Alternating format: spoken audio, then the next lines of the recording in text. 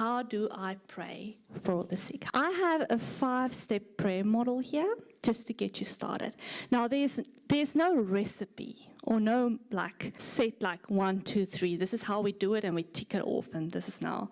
Like I said, you need a partner with the Holy Spirit. You need to be constantly listening and hearing, what does God want to do in this situation?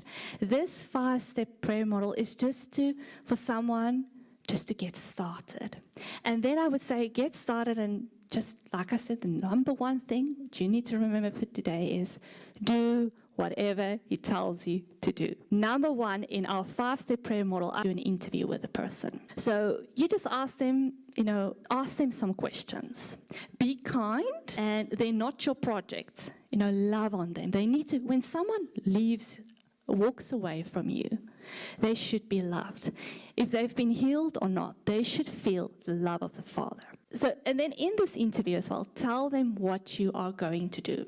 In the interview, you try and discern as well, what is the root cause of this illness? Because that's going to determine what type of prayer you're going to pray. I'll come to that in a moment. But you try and discern what is the root cause so that you know what type of prayer you need to pray. And then you also tell them, if they're feeling anything while you're praying for them, they need to stop you and tell you. If they maybe feel a tingling sensation, or maybe they feel a warmth, or maybe the pain is moving around, or it's getting worse, they need to tell you if they feel anything. Now, from experience, I would say people almost never interrupt you and tell you when there's something happening.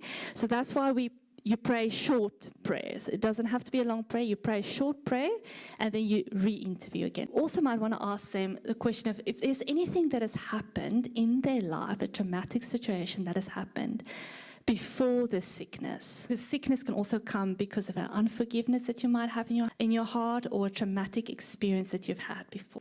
And if you're not sure, then just start praying. So